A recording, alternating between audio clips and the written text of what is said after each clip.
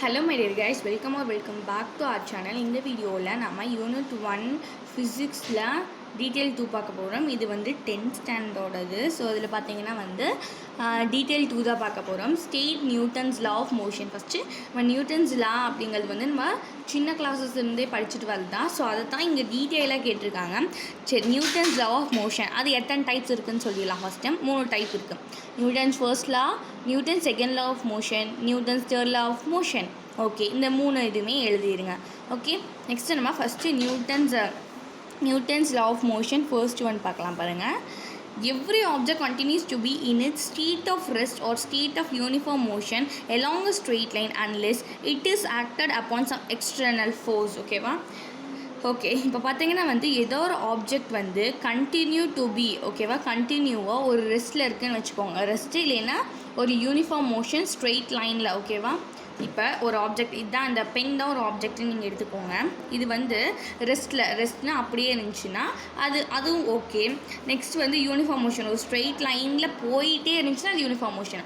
இந்த டைரெக்ஷனில் போயிட்டே இருந்துச்சுன்னா அது யூனிஃபார்ம் மோஷன். அப்படி போயிட்டே இருக்கும்போது அதில் வந்து ஏதாவது ஒரு சம் எக்ஸ்டர்னல் ஃபோர்ஸ், ஏதாவது ஃபோர்ஸ் நம்ம ஆக்ட் பண்ணால் மட்டும்தான் அதோட ஆக்ஷன், அதாவது ஒரு மூமெண்ட் இருக்கும். ஸோ அதை தான் இந்த ஃபர்ஸ்ட்ல சொல்லுது. Every object continues to be in it state of rest இல்லைனா state of uniform motion some external force. ஓகேவா? Next Newton second law of motion பாருங்கள். The force acting on an object is directly proportional to the rate of change of linear momentum of the object, and change in momentum takes place in the direction of force. This law helps to measure the amount of force, so it is called as law of force. So நம்ம second law of மோஷனை என்னன்னு சொல்கிறோம்? Law of force அப்படின்னு சொல்கிறோம். இந்த force வந்து ஒரு object மேலே அந்த ஃபோர்ஸ் வந்து ஆக்ட் ஆகும்போது அது எதுக்கு டைரக்டாக ப்ரொபோர்ஷனலாக இருக்குன்னா rate of change of linear மொமெண்டமுக்கும் லீனியர் மொமெண்டம் ஆஃப் த ஆப்ஜெக்ட்டுக்கும் அதுக்கப்புறம் வந்து சேஞ்ச் இன் மொமெண்டமுக்கும் இது வந்து டைரக்ட்லி ப்ரொபோர்ஷனல் டு. இப்போ டைரக்ட்லி ப்ரொபோர்ஷனல் அப்படின்னா என்னென்னு உங்களுக்கு தெரியணும்ல. இப்போ ஒரு ஃபோர்ஸ் வந்து இப்போ இங்கே வந்து ஒரு 10% ஆஃப் ஃபோர்ஸ் நான் இங்கே கொடுக்குறேன்னா இந்த rate of change of linear momentum of the ஆப்ஜெக்ட்டுக்கும் இந்த 10% வரணும். இதில் இன்க்ரீஸ் ஆச்சுன்னா இதுலேயும் இன்க்ரீஸ் ஆகும், இல்லை டிக்ரீஸ் ஆச்சுன்னா இதுலேயும் டிக்ரீஸ் ஆகும். அதான் டைரக்ட்லி ப்ரொபோர்ஷனல் டு. இந்த வேர்ட் ரொம்ப இம்பார்ட்டண்ட். அண்ட் இது வந்து takes place in the direction of force. இது எந்த டைரக்ஷன், அதாவது எந்த டைரக்ஷனில் இந்த ஃபோர்ஸ் கொடுக்குதோ அந்த டைரக்ஷன் தான் போகும்.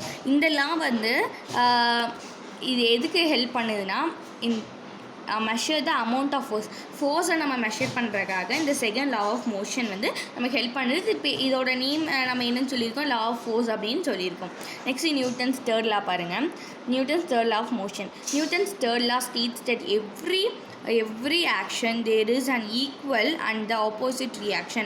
They always act on two different bodies. ஓகேவா? தேர்ட் லா என்ன சொல்லுது? ஸ்டேட்ஸ் தட்னா என்ன சொல்லுது அப்படின்னா எவ்ரி ஆக்ஷன், எந்த ஆக்ஷனாக இருந்தாலுமே அது எதுக்கு ஈக்குவலாக இருக்கும்னா ஆப்போசிட் ரியாக்ஷனுக்கு இது ஈக்குவலாக இருக்கும். they always act on two different bodies, 2 different பாடிஸ்க்கு ஆக்ட் ஆகும் அப்படின்னு சொல்லியிருக்காங்க. ஸோ அவ்வளோதான் இந்த Newton's law of motion. Thank you.